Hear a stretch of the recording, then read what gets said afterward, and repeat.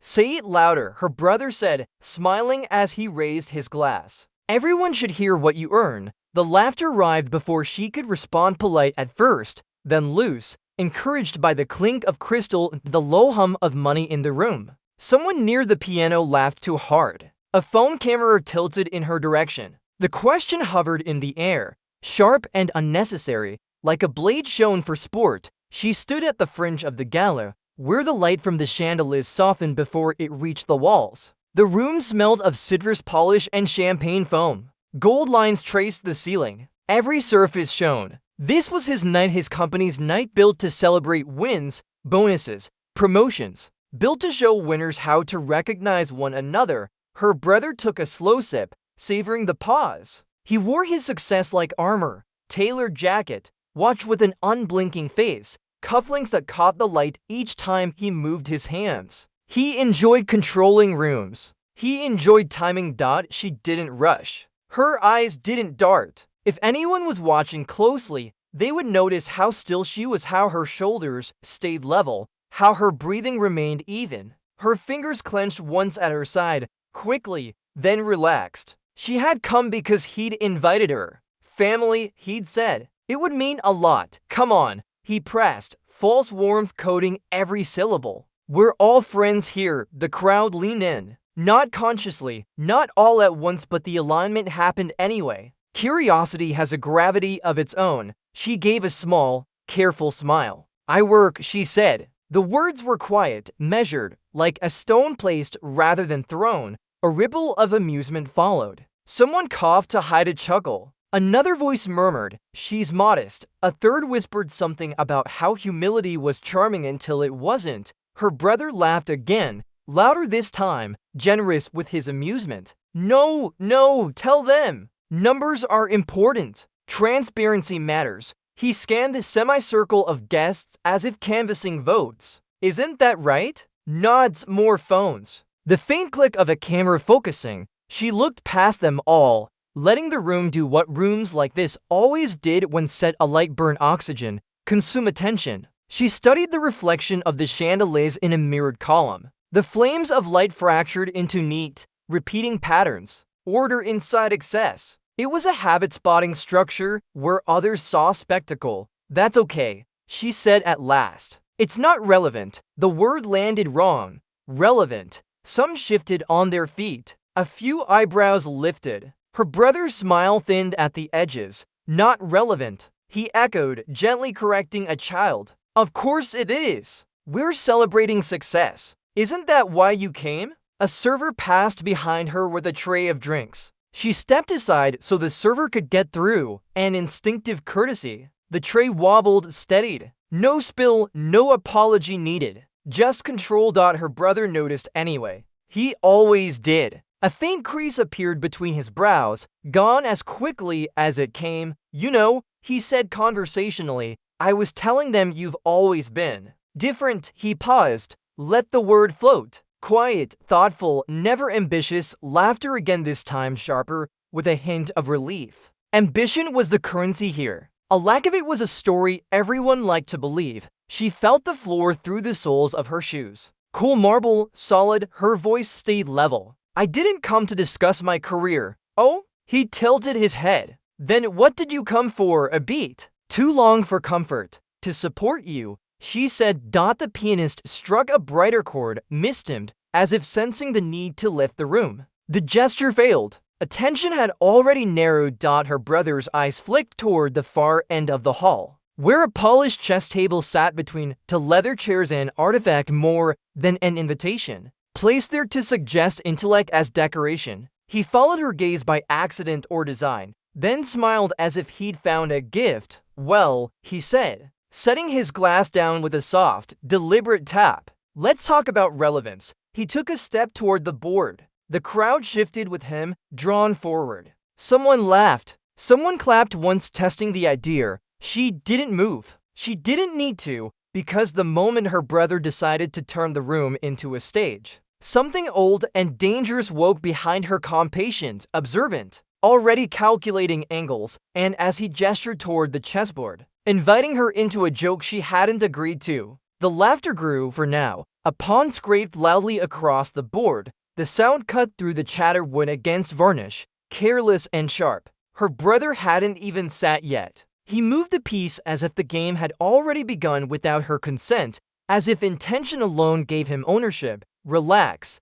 he said, glancing back at the room. "It's just for fun." A few people laughed on cue. Someone near the back added, "Yeah, just humor him." Phones adjusted angles. A ripple of excitement passed through the crowd, not because they expected a real contest, but because they expected entertainment at someone else's expense. She stood where she was, hands lightly folded now, posture open but contained. "That isn't necessary," she said. Her voice was calm, not defensive. "I'm working tomorrow. I should go working." The word drew another small wave of amusement. Her brother slid into the leather chair with exaggerated ease, stretching his legs out, claiming space. He rotated the chair slightly so the board faced not just her but the crowd behind her. "A performance carefully staged. Come on," he said, softer now, as if offering a favor. "One game. 5 minutes. I'll even make it interesting." He snapped his fingers.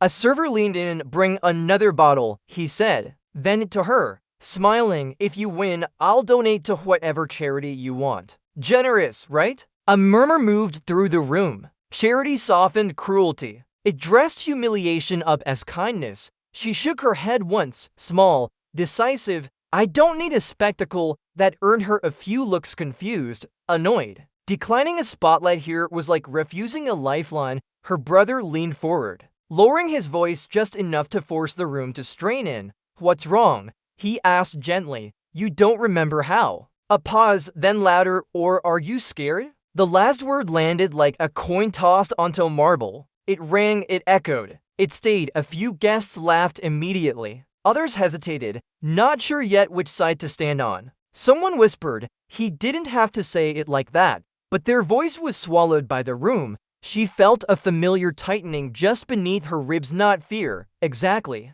A recognition. This was the line. The place where backing away stopped being dignity and started becoming surrender. She took a step back anyway. "I'm not here for games," she repeated. Firmer now, her brother sighed theatrically and stood, spreading his hands as if he were the injured party. "You see?" he said to the crowd. I tried to include her. He turned back to her, eyes sharpened by something darker now, not amusement, but irritation. His voice dropped. "If you walk out now," he said, "people will draw their own conclusions." A few heads nodded without thinking. Social gravity pulled in only one direction. She glanced to her right. A young intern stood near a pillar, holding a tablet too tightly. Their expression was uneasy, eyes flicking between the board and her face. Not laughing, watching. She looked back at her brother. He smiled like someone who had finally closed the trap. "One move," he said. "Sit down, make a move, prove me right. Then you can leave." Silence stretched.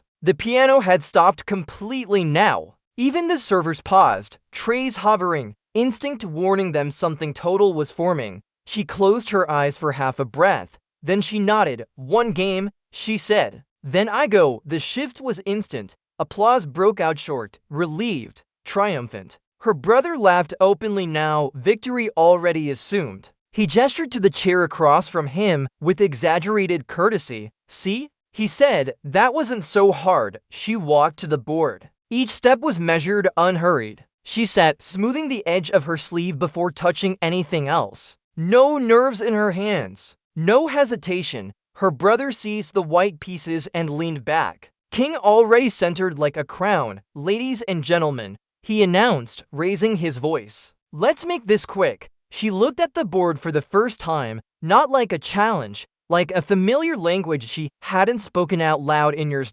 As he reached for the opening pawn, grinning at the room, she lifted her eyes briefly, just long enough to measure the space, the angles, the people who thought this was a joke. And then he made his move. Her hand hovered above the pieces, not shaking, not hesitant, simply waiting. That was the first thing the outsider ally noticed, not the move itself, but the stillness before it. In rooms like this, confidence usually announced itself loudly. This was different. This was the kind of pause that remembered more than it feared. Pawn to e4, her brother said, loud enough for the room. He pushed the pawn forward with a careless flick and leaned back in his chair, already smiling. Classic! Let's keep it simple. Laughter rippled on cue. Someone repeated the move under their breath as if it proved participation. She didn't react to the sound. Her mind had already slipped sideways, away from chandeliers and polished shoes, drifting somewhere darker, quieter. The power had gone out again.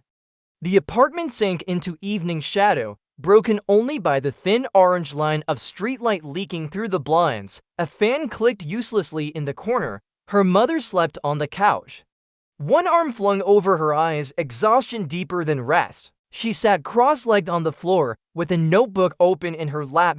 No board, no pieces, just squares drawn by hand, 8 by 8, some smudged where the pencil had worn thin. Above them, letters.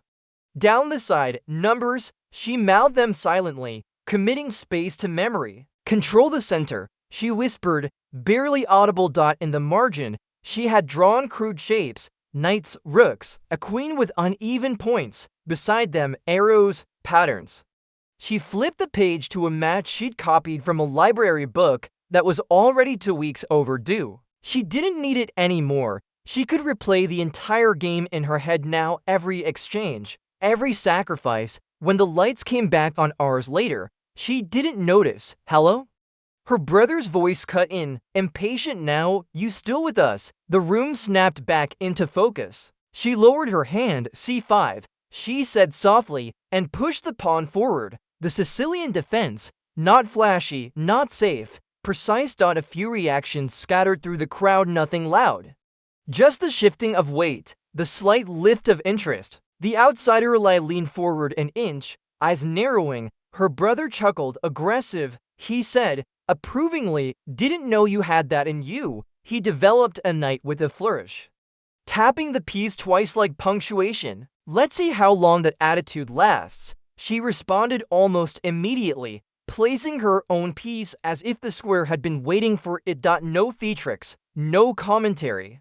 The first tournament she'd ever entered had smelled like instant coffee and dust. Folding chairs, plastic clocks with chipped corners. Men twice her age glanced at her and smiled indulgently. One of them leaned over before the game began. Here to learn, he'd asked kindly. She lost that game in under 20 minutes. Lost the second, too, not because she didn't understand the board, but because nerves betrayed her timing. Her hands shook when she reached. Her vision narrowed. She went home and replayed every loss until dawn. The next month, she returned. No trembling, no rushing. That was when people stopped smiling. On the gala board, tension grew quietly. Her brother talked through his moves, now half explanation, half showmanship. He sacrificed a pawn casually, drawing another laugh from the crowd. She's already on the back foot, someone whispered. She watched the board, not him. When she moved, it was economical. A bishop slid into place. A pawn advanced not recklessly, but with intent. Like a soldier taking ground, knowing support would follow. The laughter thinned. The outsider ally adjusted his stance, arms no longer crossed. He wasn't smiling now. Interesting structure, he murmured, to no one in particular. Her brother didn't hear him or pretended not to. He leaned back farther, confidence still intact. But something had shifted. His moves grew louder, his jokes slightly sharper. You're doing better than I expected, he said, eyes flicking up at her. Maybe I should start trying. She met his gaze for the first time. Not challenging, not apologetic. Level. Then she did something that finally broke the rhythm. She offered a piece. Bait. A low, collective sound moved through the room. Confusion first, then delight. Oh, she blundered. Someone laughed. It's over. Her brother's grin widened to quickly. Well, he said, reaching forward, if you insist. He took the piece. The board settled for a long, suspended second. Nothing happened. Then the outsider ally inhaled sharply. Her fingers rested lightly at the edge of the table. The trap closed quietly. Inevitably. And for the first time that night, her brother stopped smiling. Not because he knew he'd lost, but because, suddenly, he wasn't sure what he was playing against anymore. A hush rolled across the gala hall. Not silence. Not yet. but the precursor to it.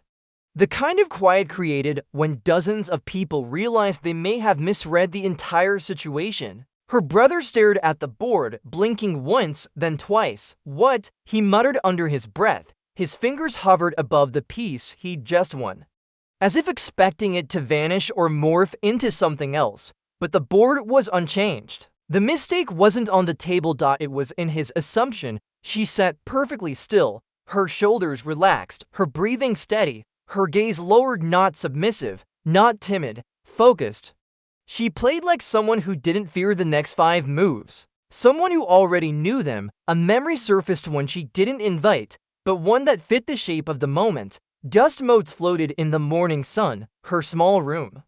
The window cracked open just enough for winter air to sting her cheeks. Her father stood beside her, not towering, not imposing, but calm. He never spoke much, but when he placed the old, wooden chess set between them, his silence felt like instruction. "Again?" He'd ask softly. She would nod.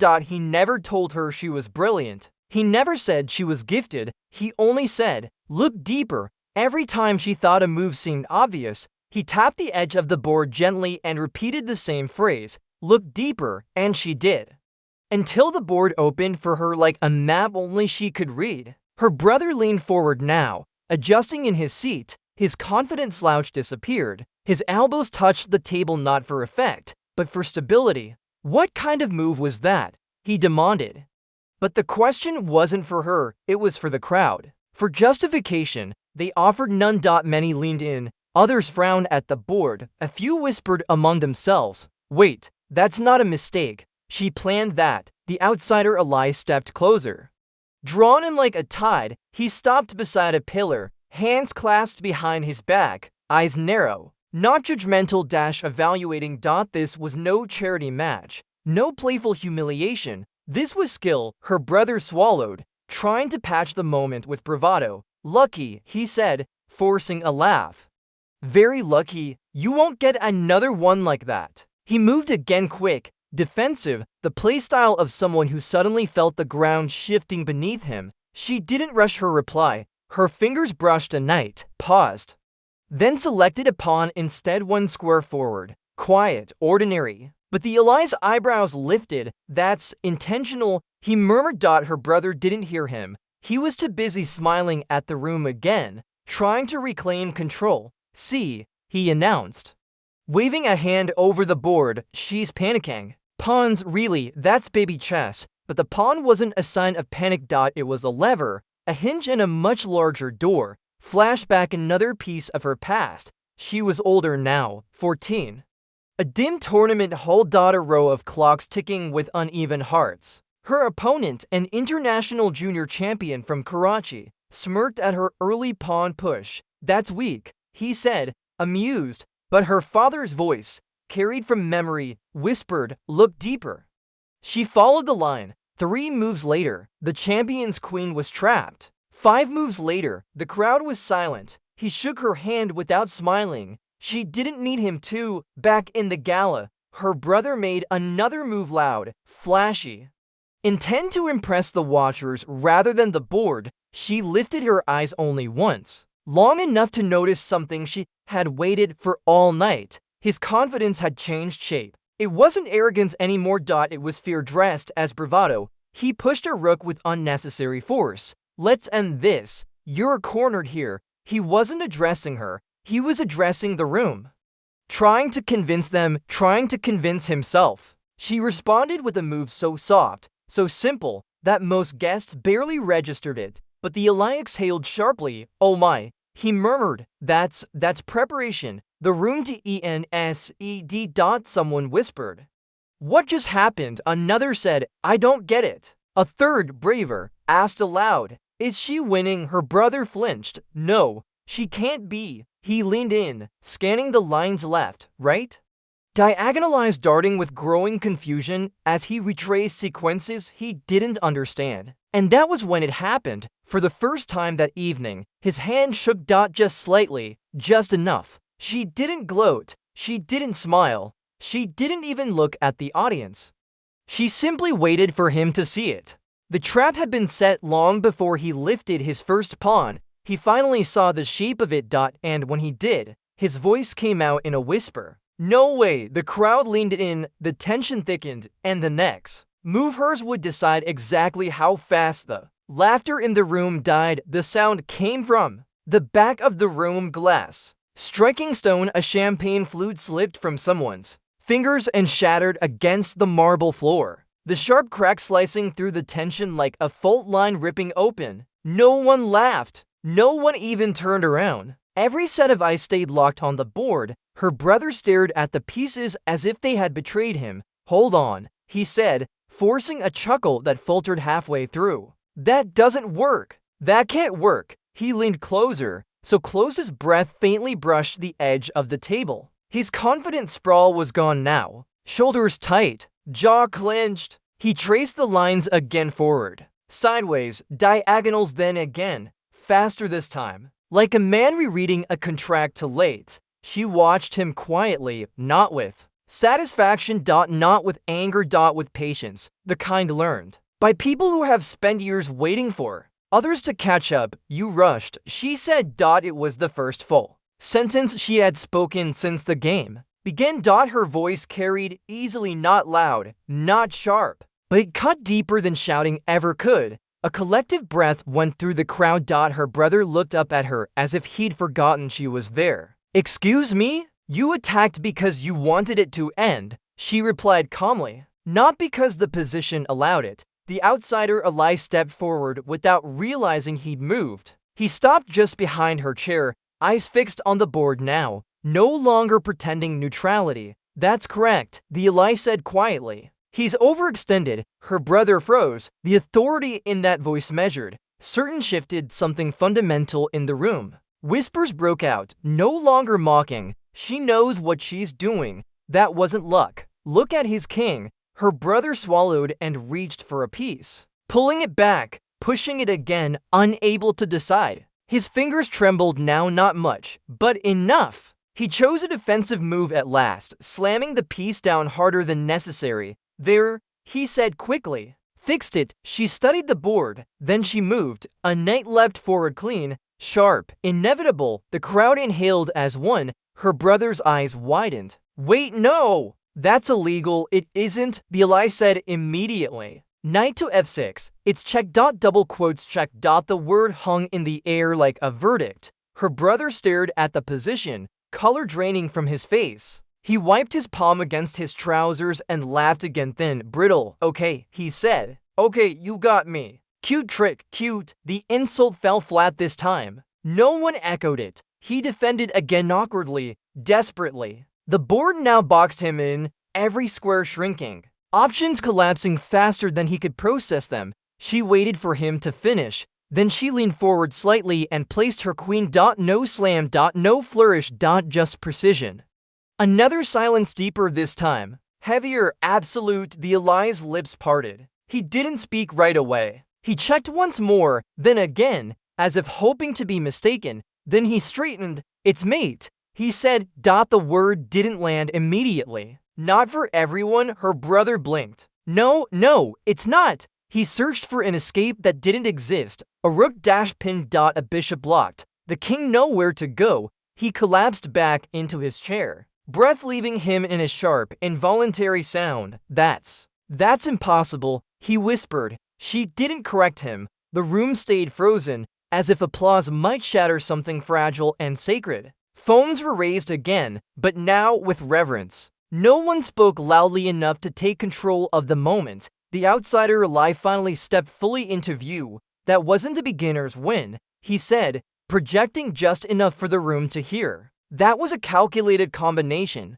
Multiple move foresight. Very few people here could have pulled that off. Her brother looked up at him, desperate. She memorized something. That's all. A trick. The Eli shook his head. Memorization doesn't adapt. She did. He turned to her at last. Where did you learn to play like that? He asked. Dozens of faces followed his gaze. She stood slowly, smoothing her sleeve the same way she had before the first move. I learned, she said gently, by losing first. A strange murmur passed through the room. She picked up her coat from the back of the chair, movements unhurried, as though the night had gone exactly as expected. Her brother watched her now, not towering, not triumphant but small, trapped in the wreckage of his own assumptions. As she stepped away from the board, the Eli spoke again, soft but certain. "You didn't just win a game," he said. "You revealed something." She paused at the edge of the circle, just before the light faded into shadow. Behind her, no one laughed anymore. Ahead of her, the room was finally ready to listen. And that, more than checkmate, was the moment everything truly changed. The applause didn't come. Not at first. Not when the queen slid into position. Not when the king was trapped. Not when every eye in the room finally acknowledged that the underdog had won. There was only silence. Then, a voice, clear, calm, and deliberate, cut through the tension. "Commander." "Ma'am," the words echoed across the marble floor, bouncing off gold-trimmed walls. The room stiffened. Cameras tilted. The crowd leaned forward as if trying to catch the meaning behind the title. Even her brother's smug facade faltered, cracking at the edges. The outsider Eli, standing near the corner, nodded respectfully. His expression shifted from curiosity to admiration. He stepped closer, hand on a chair for balance. "I should have recognized you sooner," he said softly, almost to himself. Then he addressed the room. "She's not just a player.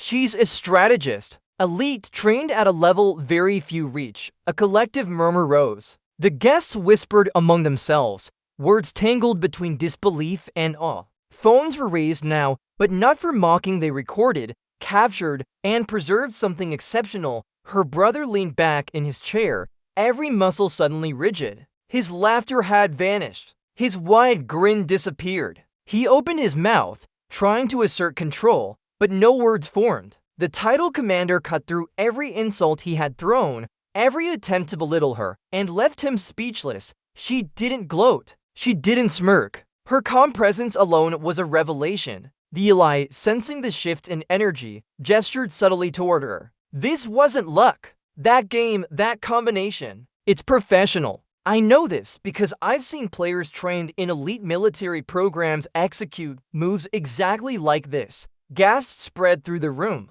The crowd began to understand. This wasn't a casual victory. It wasn't even just brilliance. It was mastery. Something so disciplined, so honed, that it could only have been cultivated over years of rigorous training. A flashback drifted briefly across her mind. She was younger, in a stark training room, the only light coming from overhead bulbs. The walls were lined with boards, diagrams, and clocks. A mentor's voice echoed, "Every piece has a purpose. Every move has intent." Remember, a strategist sees the battlefield invisible to others. She remembered sleepless nights, analyzing games alone, replaying tournaments in her mind, learning patterns, anticipating tactics. Every sacrifice she had made, time, comfort, recognition, had built this very moment. And yet, she hadn't thought about recognition. She had thought only about preparation. Back in the present, her brother's gaze flitted from the board to the Eli,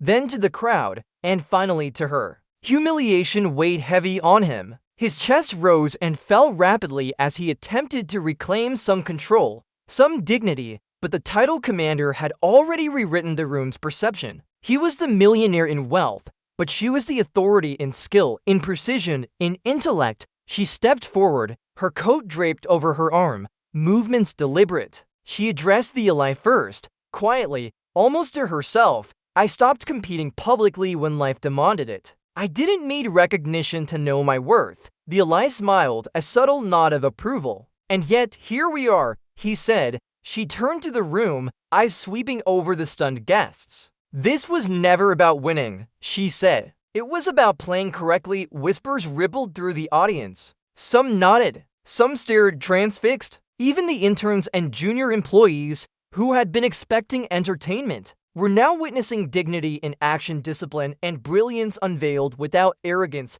Her brother finally spoke, voice small, almost ashamed. I didn't know." No one interrupted. The realization was enough. Wealth, charm, and social power were no match for competence, calm, and preparation. The Eli stepped forward, formally addressing both the audience and her brother. "In every arena, respect must be earned. Tonight, it was earned in silence. in precision, in understanding the game better than anyone else in this room.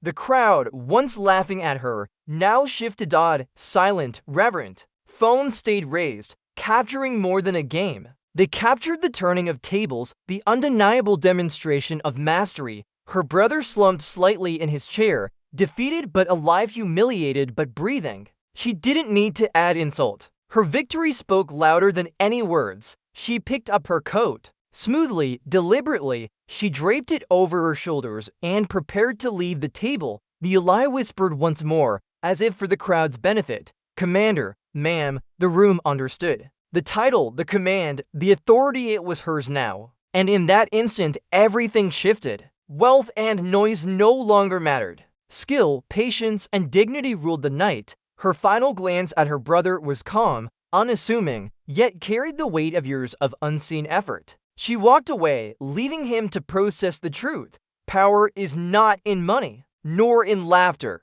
nor in mocking others. It is in mastery, preparation, and the quiet command of one's own skill. The room had changed, not physically. The chandeliers still gleamed. The gold trim still caught the light. The music had restarted, soft and unobtrusive, trying to fill a silence that no one wanted to break. But the energy, every pulse of it was different now. Respect had shifted. Attention had shifted. The balance of power had shifted. Her brother remained at the chessboard, slumped in his chair. He looked smaller, diminished not by wealth, but by the undeniable truth that brilliance need not shout. His eyes darted to the crowd, then to the ally, and finally back to her. Words failed him. Pride had no defense against preparation, skill, and calm authority. She didn't gloat. She didn't need to. The room itself acknowledged the reversal. The outsider ally stepped closer, adjusting his stance, voice steady and clear. "What you just witnessed isn't just a game," he said,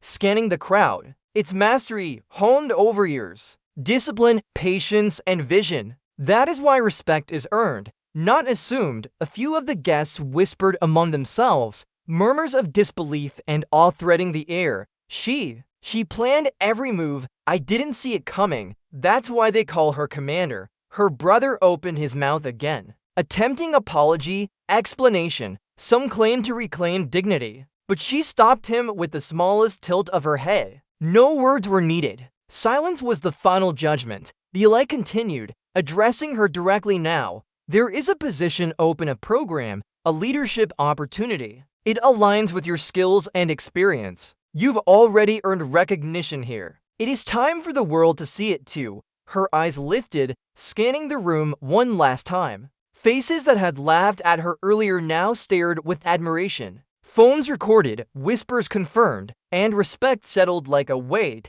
she didn't need to carry but understood she deserved. She moved toward the exit slowly, deliberately letting each step carry quiet authority. The crowd parted in instinctive acknowledgement, creating a subtle path without any verbal cue. Her brother stayed seated. He didn't follow. The realization that laughter, money, and social clout could never substitute for true skill sank in fully. He swallowed, attempted a tight smile, and nodded slightly, but it was hollow. Silent defeat was heavier than any public humiliation could ever be. As she reached the door, one of the younger interns, who had watched nervously from the side, whispered, "I hope I can be that good someday." She didn't respond, only offered a small, encouraging glance before stepping out. Outside, the cold night air greeted her. The city lights stretched endlessly, unjudging. The hum of distant traffic replaced the stifled tension of the hall. For the first time all evening, she allowed herself to breathe freely. Every sacrifice, every hour spent training alone in dim rooms, every moment she had resisted recognition, all of it had culminated in this quiet, undeniable victory. Behind her, the ally's voice called once more. A reminder for anyone still uncertain, "Commander, ma'am." She smiled slightly to herself, not for glory, not for revenge, but for the knowledge that true authority never belonged to the loudest voice in the room. It belonged to those who prepared, persisted, and acted with precision.